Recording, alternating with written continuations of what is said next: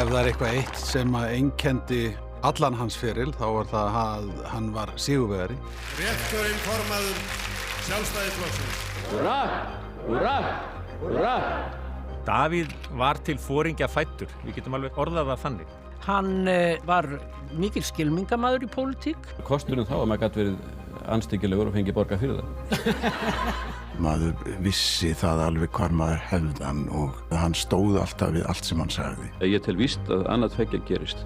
Hans verður minnst sem einn af albestu stjórnmálamanna þjóðarinnar. Það verður hans arfleifð.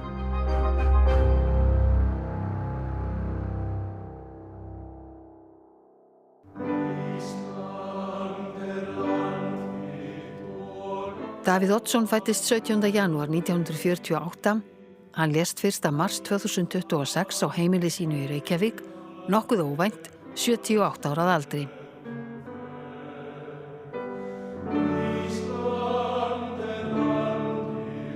Hann var jarðsunginn frá Hallgrímskirkju við opinberu útför 13. mars. Hann var alla tíð bara fyrst og fremst afskaplega skemmtilegur. Hann var tillitssamur og hann var nærgætinn, þó að margir hafi séð hann öðruvísi, ég veit það. Hann var alltaf mjög staðfastur og góður vinur sinna. En líka mjög tryggur. Mín vinátta við hann var þannig að það var mikil tillitssemi og nærgætni og mikil gæði. Foreldrar Davíðs voru Oddur Ólafsson læknir og Ingibjörg Kristín Lúðvíksdóttir bankaritari. Davíð var einkabarn foreldra sinna. Hann átti 2 hálfbræður sammæðra og 4 hálfsystkinn samfeðra. Hvernig að vera kona Davíðs Oddssonar? Mjög gaman. Hann svona alltaf eitthvað gerast og maður þarf alltaf að setja sig inn í mál og maður lærir mikið á því að fylgjast með því sem hann að starfa. Ég reyna að gera það. Og hann bara hress og kátur og skemmtilegur eiginmaður, myndi ég segja. Davíð kvæntist Ástríði Thorarensen árið 1970. Kynntist henni fyrir utan Glaumbæ eftir dansleik og var náttúrulega hugfangin eins og allir sem rekast á hana. Sonur þeirra Þorsteinn fæddur 1971, kona hans Heiðrún Geirsdóttir og dætur þeirra eru Ástríður og Dagný. Hann var nú mikill fjölskyldumaður. Ég sá það mjög snemma í fyrsta lagi auðvitað þar sem hann bjó með móður sinni og hálfbróður og stjúpa. Og hann talaði svolítið fjölskyldu sína, svona þegar við kynntust eftir því sem árin liðu. Hann trúði á kirkjuna, á fjölskylduna, á þjóðina. Hann fylgdi mjög hinum hefðbundnu gildum. Davíð ólst upp á Selfossi og í Reykjavík. Hann lauk stúdentsprófi frá Menntaskólanum í Reykjavík 1970 og embættisprófi í lögfræði frá Háskóla Íslands 1976. Hann starfaði meðal annars sem þingfréttaritari Morgunblaðsins og framkvæmdastjóri Sjúkrasamlags Reykjavíkur þar til hann varð borgarstjóri. Ég kynntist honum nú ekkert almennilega fyrir henni í menntaskóla en ég man eftir honum úr Hagaskólanum. Þar var hann nú ára undan mér en ég man eftir í vegna þess að einn bekkjarfélagi minn, hann benti mér á þennan mann sem væri komin í skólan og fannst hann mjög athyglisverður út af því að hann væri með nákvæmlega eins hári eins og Bob Dylan.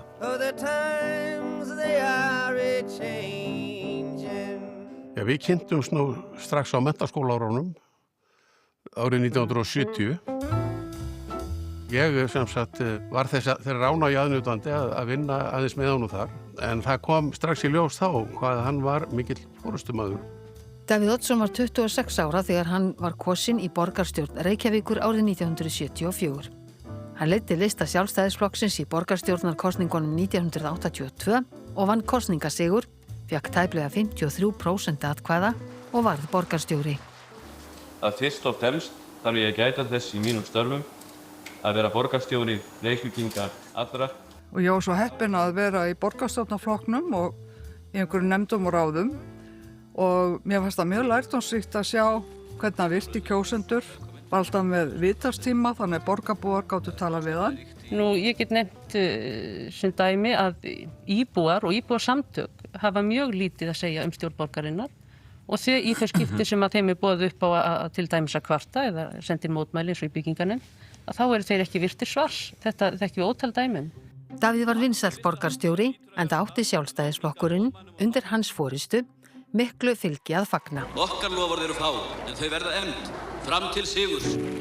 Ástæðan til þess hversu sigursællan var líka að hann var, það sem ég myndi kalla, óvenjulegu maður með venjulegar skoðanir.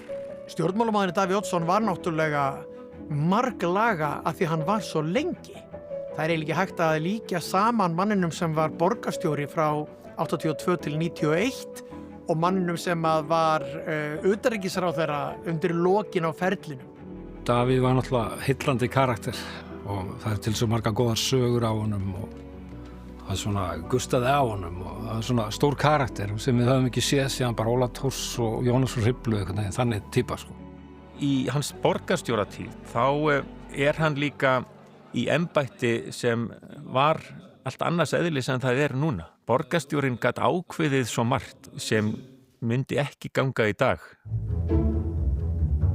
Þá var það til dæmis ákvörðunin það að skipuleggja hverfi í Grafarvogi.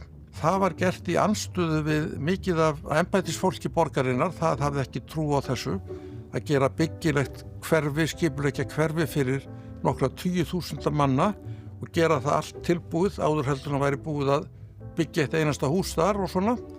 En þetta opnaði alveg nýja sýn í lóðamálum í Reykjavík. Þegar hann bauð sig fram til borgarstjórnar í síðasta skipti, árið 1990, fékk hann 60,44% atkvæða og 10 af 15 borgarfulltrúum. Og þá risasigur, 1990. Árin í borgarstjórn voru farsæl, en það voru líka mikil átök. Þegar ég leit yfir þennan fagra hóp, þennan föngulega hóp, 13 kvenna, ef að þessar 13 konur, myndu sameiginlega skipa 13 efstu sæti kvennaframboðslistans, þá myndum við allir hinir hætt að bjóða fram. Við höfum valið þennan fund borgarstjórnar til þess að mótmæla þeirri kvennímynd sem haldið hefur verið óvenju sterkt að okkur konum síðustu vikur í tilefni tímastæðinnar fegurðarsamkeppni. Herra forseti, þetta vissulega afar sérstöð og búið heim borgarstjórn.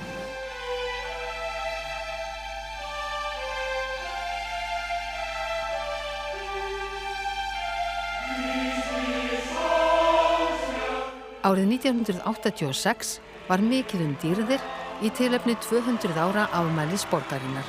Hátíðargestir, hjartana til hamingju með daginn. Ef við ekki að segja einu sinni saman upphátt, hún á afmæli í dag. Hún á afmæli í dag. Sama ár fór leiðtogafundurinn fram í Höfða, þar sem hittust Bandaríkjaforseti og leiðtogi Sovétríkjanna. Á þeim árum var erlent sælgæti sjaldséð, sást eingöngu á tyllidögum, eða í þau fáu skipti sem einhver ættingi kom á siglingu. Listataugin var alltaf sterk í lífi Davíðs Oddssonar. Skapandi skref voru rauður þráður í gegnum allt lífshlaup hans. Gefðu okkur tyggjó. Þegar maður biður bæni á maður að loka augunum. Þá sjáu ekki hvað tyggjó dettur. Við skulum hafa svona smá rifum. Auka vinningurinn út af tönninni karton af hvítum tyggjóplötum, ekta amerískum. Hvar fannst þetta? Ég held að Davíð Oddsson hafi ekki ætlað sér að fara í stjórnmál. Hugur að stóð til lista til að skrifa og til þess að leika. Ég var ákveðinn í því að verða leikari og reyndar svo þegar ég fór að líða á í menntaskóla þá langaði mig að fara svona í einhverja kvikmyndafræði eða fjölmiðlun og svo var ég langaði að fara í tungumálatímbil. Hann hafði náðargáfu, vel gefinn, eldklár, stálminnugur, en leið fjörlegur með listastreng, hefði geta orðið frábær leikari. Nú hamingjur bæran í horgrænan sæ og þar húkir í bleitun og sefur. Hvað gerðist? Nú kvikindi hann beit mér í fótinn. Beit hann í fótinn? Það eitthvað sár? Hvað heldur maður? Það stór blæður og fættur á mér. Steigun á þig, greikallinn. Sagði síðar að skemmtilegasta starf sem hann hefði sinnt hefði verið að leika jólasvein og líka eina starfið þar sem hann þurfti ekki að borga skatta. Ég vann fyrir mér í menntaskóla á jólum með því að skemmta á jólaböllum og var algjörlega misheppnað í jólasveið. Davíð var í útvarpi Matthildi í samstarfi við Hrafn Gunnlaugsson og Þórarinn Eldjárn. Þá þátturinn Matthildur að byrja og þá hefst nú skotriðin á þín Njörður. Matthildur, farð ekki frá mér, Matthildur, haltu þig hjá mér, Matthildur, við miklum allir menningarbrag þinn. Þá lagði hann stund á ritstörf, samdi dægurlagatexta og skrifaði leikrit. Þú tryggt allt milli himins og jarðar, að vísu geta þá iðgjöldin orðið að sé há. Er hægt að tryggja sig gegn framhjáhaldi? Texti hans við lag Gunnars Þórðarssonar við Reykjavíkurtjörn er löngu landsþekktur.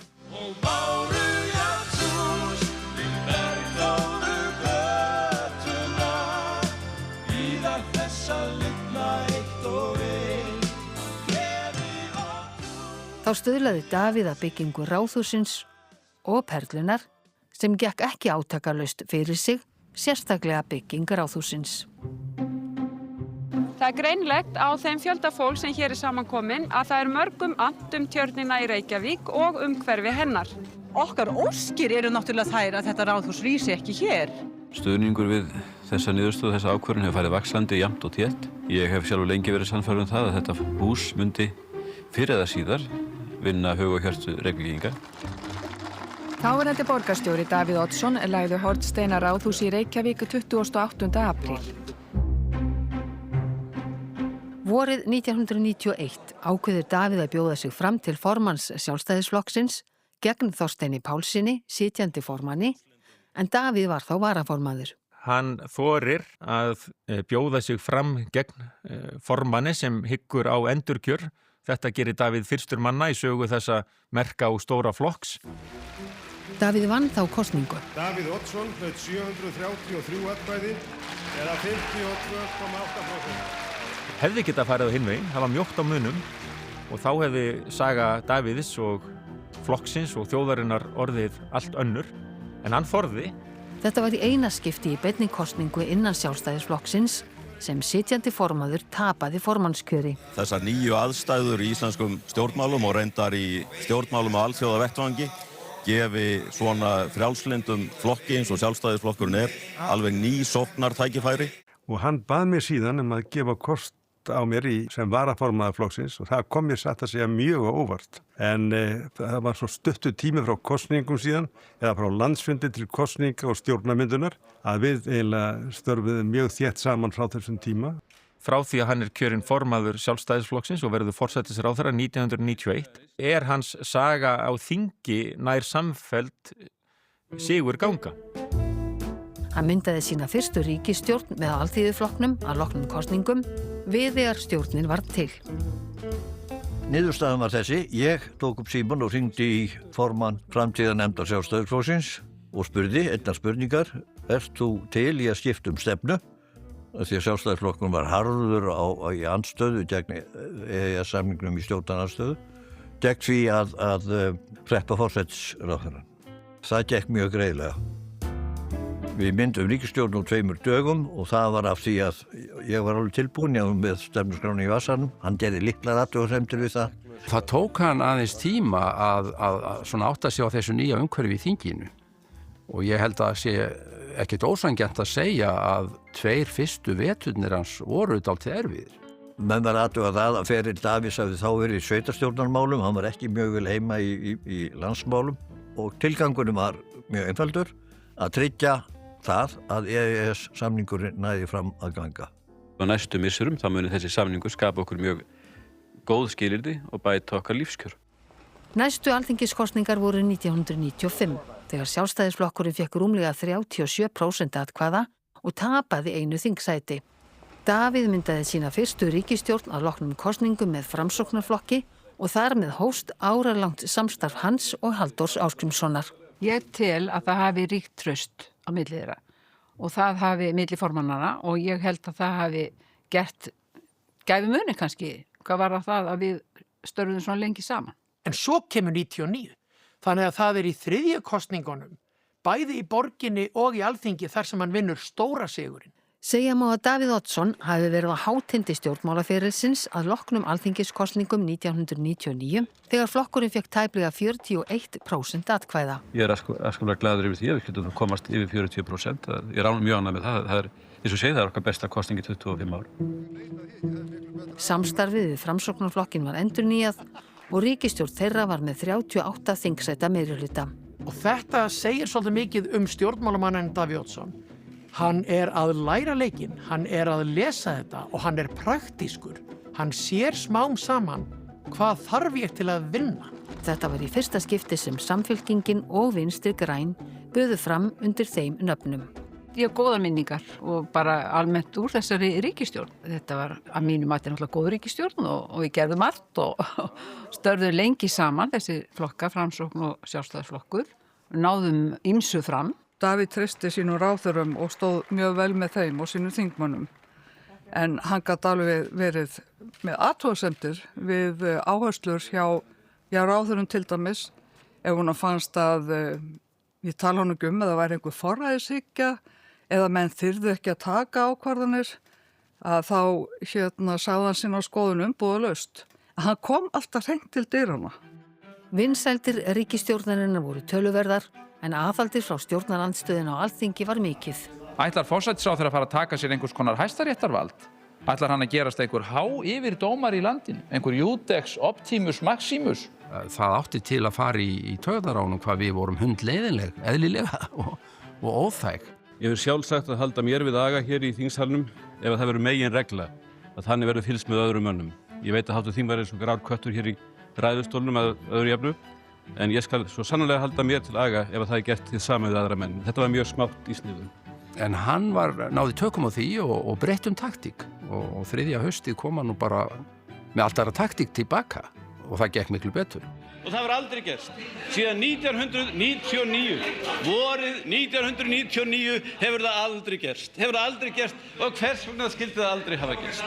Ég var í því hlutverki að vera fyrsti eða annar forystumaður stjórnarandstöðu í umræðum stefnuræðu hans sem forsætisráðherra í nokkur skipti og ég mun hafa sagt að þetta væru lélegustu stefnuræðu sem ég hef nokkur tímann heyrt, eitthvað tvisvar. Því ég sá það að bragði að ég þyrfti ekki að bregða út af vana mínum hér við upphaf umræðina af þessu tagi. Ég get svo sannarlega sagt að þetta sé einhver aumasta stefnuræða sem ég hef lengi heyrt. Nú, svo kemur að einni enn og þá náttúrulega líkur Davíð málið sín á því að segja næst kemur sjálfsagt upp hér Steingrímur Sigfússon og segir að þetta sé lélegasta stefnuræða sem hann hafi nokkuð tímann heyrt. Davíð tjáði skoðanir sínar afdráttarlaust sem fyrr og kom ofta á óvart með afstöðu til ólíkra mála. Fyrir mér maður var ekki alltaf sammála Davíð, alls ekki og það að ég myndi vera komin hér í viðtalum Davíð Oddsson hefði ég bara alls ekki trú að myndi nokkuð tíma gerast.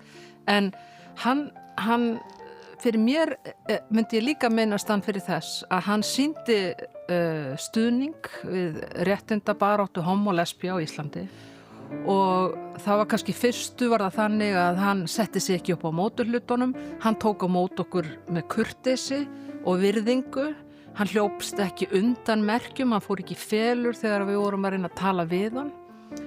Og ég veit fyrir víst að í kringum árið 2000 að þá vorum við að leita peningum fyrir fjármagn til þess að fjármagna fræðslustarf og hann var sá sem að lét það ganga upp. Óhætt er að segja að tímamót hafi orðið á pólitískum ferli Davíðs Oddssonar í alþingiskosningum 2003. Stuttu fyrir kosningar lýsti ríkisstjórnin yfir stuðningi við innrás bandaríska og breska hersins í Írak sem féll í grýttan jarðveg hjá stjórnarandstöðinni og víðar. Milli 200 og 300 manns komu saman fyrir utan stjórnarráðið í dag til að mótmæla fyrirhuguðum árásum á Írak. Húað var á ráðherrana þegar þeir komu til ríkisstjórnarfundar. Stríði var mótmælt víðar í heiminum í dag. Sjálfstæðisflokkurinn fékk tæplega 34% atkvæða og tapaði 4 þingsætum. Þetta hefur verið varnarbarátta fyrir okkur, við höfum séð að það stemdi það að fylgið þetta ekki jafn mikið til okkur eins og það hefur verið á undanteknum árum. Framsókn hélt sínum, þannig að meirihlutin hélt með 34 þingsæta meirihluta og samstarfið var endurnýjað. Þó gerðu þeir Halldór Ásgrímsson með sér samkomulag að Framsókn tæki við forsætisráðuneytinu rúmu ári eftir kosningar. Ráðuneytaskiptingin verður í fyrstunni óbreytt, en síðan 15. september 2004 þá tekur Halldór Ásgrímsson við sem forsætisráðherra af mér og þá kemur utanríkisráðuneytið og umhverfisráðuneytið í hlut Sjálfstæðisflokks. Ingibjörg Sólrún Gísladóttir, forsætisráðherraefni Samfylkingarinnar, segir mörg dæmi að forsætisráðherra hafi farið óvarlega með vald sitt. Það sem mér fannst alltaf erfiðast varðandi hans arfleið var þessi mikla liðskipting sem og þú veist annarkvort varstu með honum eða þú varst á móti. Við vorum auðvitað samherjar og samflokksmenn og stundum hvor annan. Eina skipti sem ég hitt hann var þegar hann kallaði mig á teppið niður í stjórnarráð 2002 út af grein sem ég hefði skrifað, Bláa höndin. Grein sem fjallaði svona að hann væri að misnota vald sitt sem forsætisráðherra. Davíð var auðvitað sem leiðtogi, þá var hann eins og herforingi og hann vildi að mennirnir í sínu liði, þeir væru með honum í liði og hann var ekki ánægður með það ef þeir voruð ekki. Og eftir á hyggja var þetta náttúrulega, voru þetta mistök hjá honum að bóða með honum fund því að þar með var hann að bara sanna mál mitt sko, að hann væri að misnota vald sitt sem forsætisráðherra. Þarna sat ég í klukkutíma og hlustaði á hann. Árið 2004 mælir Davíð Oddsson fyrir umdeildu fjölmiðlafrumvarpi sínu í byrjun maí. Föstudaginn 14. maí var brúðkaup krónprins Danmerkur. Þangað mætti forsetafrúin en ekki forseti Íslands og var talið að það væri af ótta við að handhafar forsetavalds myndu staðfesta lögin í fjarveru hans. Þetta allt saman óskiljanlegt. Forsetinn getur ekki verið að ganga erindi eins auðhrings. Hann forseti allra þjóðarinnar. Það gefur augaleið. Atkvæðagreiðsla fór fram í lok maí og frumvarpið var samþykkt með 32 atkvæðum gegn 30. Eitt satt hjá. Engin forseta lýðveldisins hefur ákveðið og ég vitna sérstaklega í orð frú Vigdísar Finnbogadóttur sem sagði að þannig hefði forsetavaldið þróast að forsetin hefði jafnan ákveðið að ganga ekki gegn þinginu eins og hún orðaði það efnislega. Að ganga ekki gegn þinginu. Það hefur engin forseti gert þetta og ég ger ekki ráð fyrir því fyrirfram að einhver forseti sé nú uppi í starfi eða verði það í framtíðinni sem hafi slíkar ráðagerðir í hyggju. Ólafur Ragnar Grímsson, forseti Íslands, fékk afhentar tæplega 32.000 undirskriftir þar sem skorað var á hann að staðfesta ekki lögin sem reyndust umdeild í umræðunni. Undirskriftirnar voru afhentar hér á skrifstofu forseta Íslands við Sóleyjargötu í morgun. Alls skrifuðu rúmlega 31.700 undir áskorun til forsetans að hann skrifi ekki undir fjölmiðlafrumvarpið. Það gekk mikið á í þinginu þessa dagana og enginn sparaði stóru orðin. Ég líta svo á að hann þori ekki að koma hér og eiga orðastað við mig. Ég líta svo á og það skal þá standa að Davíð Oddsson sé slík gunga og drusla að hann þori ekki að koma hér og eiga orðastað við mig. Auðvitað féllu stundum stór orð og sem þeirra hefði þess vegna mátt vera ósögð. En ég var aldrei var við að Davíð erði það að það ylli einhverjum kala mill okkar. Það hefur gengið á ýmsu, oft verið stormasamt en eitt víst og það hefur aldrei verið leiðinlegt að eiga við Davíð Oddsson. Hann var á þessum tíma með yfirburðareynslu og maður fann það að hann hafði marga fjörun á sopið á vettvangi stjórnmálanna, kippti sér ekkert upp við það þó að það verið mikil átök í þinginu, heldur einmitt kom svona með sína reynslu og ró inn í þingflokkin. Ég segi nú stundum svona til gamans að það megi segja okkur eins og hundin og köttin í sögunni Tryggur staður eftir Halldór Laxness að við tókum svolítið svona sveig fram hjá hvort öðru til þess að firra fólk vandræðum að báu samkomulagi okkar. Af því að auðvitað áttum við ekki skap saman. Svo fór að 2. júní staðfesti Ólafur Ragnar ekki fjölmiðlalögin, fyrstur forseta til að synja lögum staðfestingar og tilkynnti það á blaðamannafundi á Bessastöðum. Því miður hefur skort samhljóminn sem þarf að vera milli þings og þjóðar í svo mikilvægu máli. Ekki kom þó til þjóðaratkvæðagreiðslum því þing var kallað saman í júlí þar sem lagt var fram nýtt breytt frumvarp sem var samþykkt. Sú atburðarás fór þó fram í fjarveru Davíðs Oddssonar. Davíð Oddsson forsætisráðherra veiktist í nótt og var fluttur á Landspítalann við Hringbraut. Hann gekkst undir aðgerð á spítalanum í dag þar sem hægra nýra og gallblaðra voru fjarlægð. Aðgerðin gekk vel.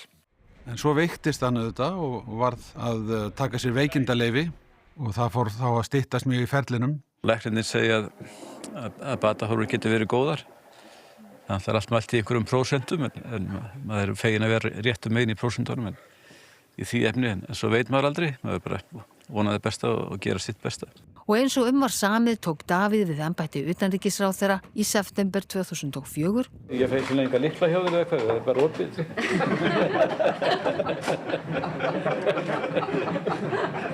Litla er opið. Og gegndi því í 1 ár þegar hann hætti á þingi eftir að hafa setið þar samfleytt í rúm 14 ár, allan tíman sem er ráðherra. Takk kærlega fyrir.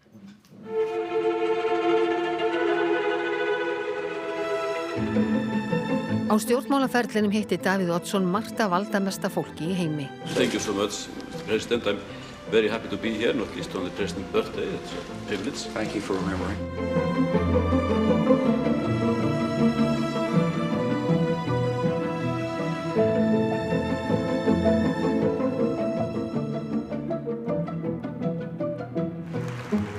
Þá lét hann einnig af embætti formanns Sjálfstæðisflokksins og varð seðlabankastjóri.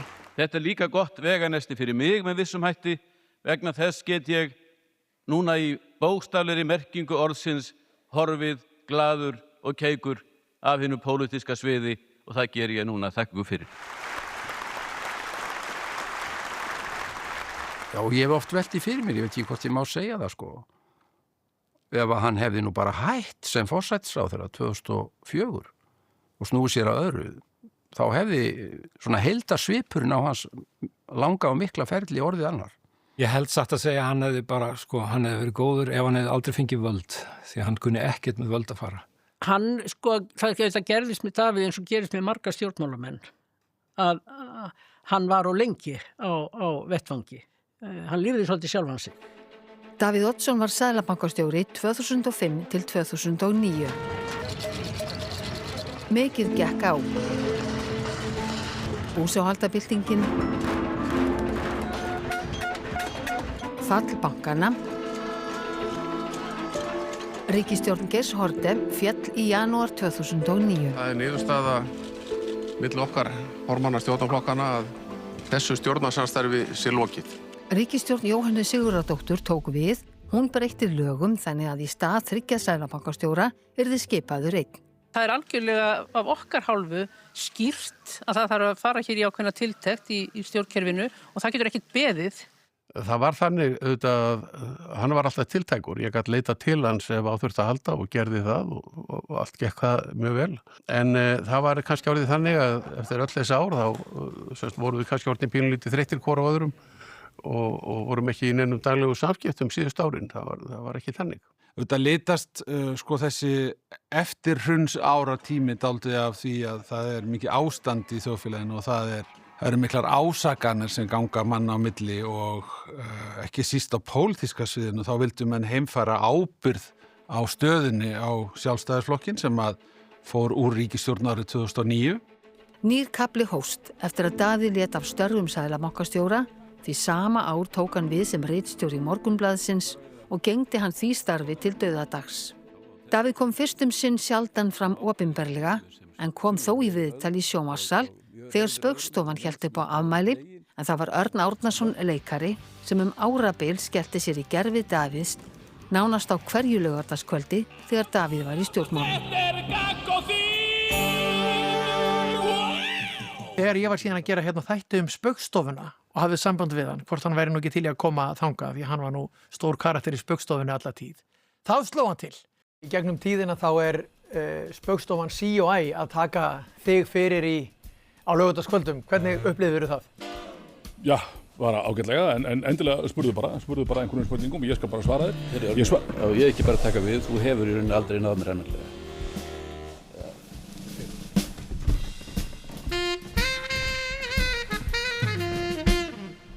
Þetta var auðvitað eftir erfiða tíma, jafnvel erfiða tíma milli hans og RÚV í gegnum hrunið og svona, en þarna sá maður hann aftur í gamla elementinu sínu rosalega almennilegu við alla, við öll átum úr lofanum á honum sem að hann var bara að sýna allar sína bestu hliðar og svo kom hann og var til í alls konar grín með Erni Árnasyni í gervi Davíðs Oddssonar. Ég var bara að segja það, ég að yrkja nýja sálmabók sem ég sem að kalla Davíðs sálma og svo ég að skrifa leikrit sjálfan mig sem kemur til að heita Davíð var lítill drengur og svo ég að gefa út geisladisk með helstu poplögum sem ég hef samið í gegnum tíðina. Til dæmis þetta hérna munið þessu hérna. Við Reykjavíkur tjörn. Það var í honum mikið blíðlyndi sem kom eftir síður árin fram í hversu góður hann var við dýr. Ég kom heim til hans og hann sýndi mér næstu því eins og prakkari hvar hann væri með opinn glugga. Þannig að kettir í hverfinu gætu komið inn og hann var með disk með smá matarbita fyrir þá. Handa Fransa og þeim sem hann býður í mat stundum. Það eru kettir í göttunni sem hann, köttur minn heitir Frans, reynda Frans fyrsti því hann var komin á undan páfanum. Þannig ég held mig við það. Þessu góður.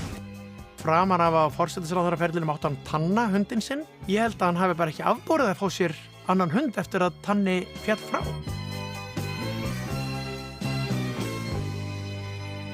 Árið 2016 ákvað Davíð að bjóða sig fram til embættis forseta Íslands. Eftir að Ólafur Ragnar Grímsson ákvað að láta af embætti eftir 20 ár sem forseti. En þegar síðan það gerðist í gær að eitt reynslumesti stjórnmálamaður landsins sem lengst hefur verið forsætisráðherra tilkynnti framboð, þá hafði þetta orðið eðlisbreyting á stöðunni. Hann fór í leyfi frá störfum sínum fyrir Morgunblaðið á meðan kosningabaráttan stóð og hellti sér út í hana. Ég tel að ég kunni hafa eitthvað gott fram að færa, geti látið gott af mér leiða. Kosið var 25. júní og úrslit lágu fyrir nóttina. Guðni T.H. Jóhannesson var kosinn forseti með tæp 40% atkvæða, Davíð Oddsson fékk tæp 14% og óskaði nýjum forseta til hamingju. Svo segi ég held að Guðni minn hafa það og ég óska honum til hamingju með það og fjölskyldu hans og honum farsældar. Í þeim ósigri reisan hátt. Ég afskaplega ánægður með það að svona margir hafi stutt við bakið á mér.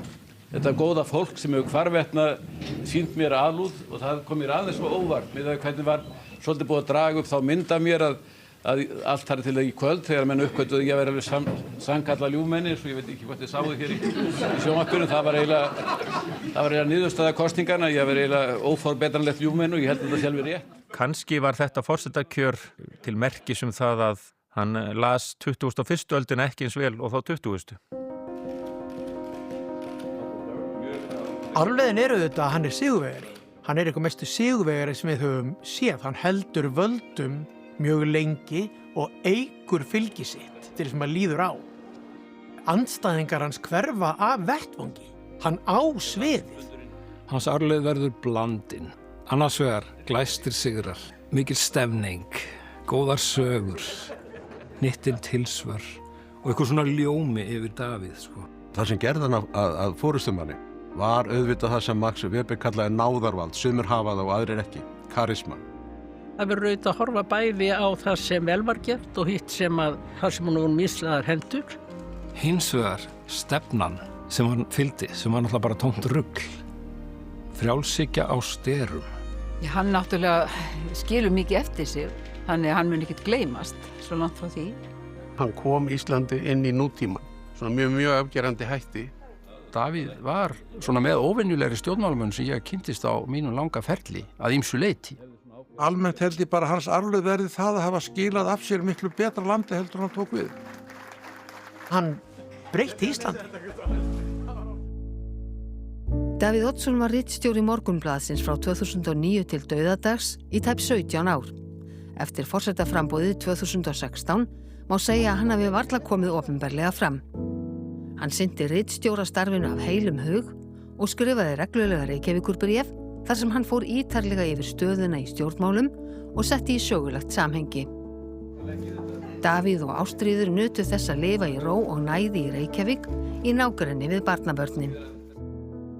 Þótt stjórnmálamadurinn Davíð Oddsson hafi verið umdeildur, eins og títt stjórnmálamenn, þá lítill vafi á því að pólitísk og menningarleg arfleið hans í íslensku samfélagi mikil. Hann kemur inn í pólitíkina sem svo sterkur karakter og með slík einkenni sem að til dæmis valda því að þjóðsögur fara á kreik og ég held að það í bland við afskaplega margar umbætur sem hann stóð fyrir. Hins vegar hatrið og heftin sem hann kveikti á vissum slóðum, það eru hlutir sem að kunna vera nýtsamir til skyndibrúks í pólitískri baráttu en það varðveitist ekki í sögunni.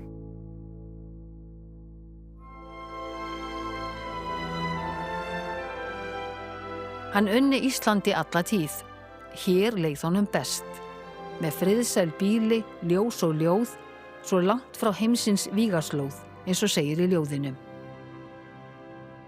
Hann var jarðsunginn frá Hallgrímskirkju 13. mars að viðstöddu miklu fjölmenni sem fylgdi honum síðasta spölinn.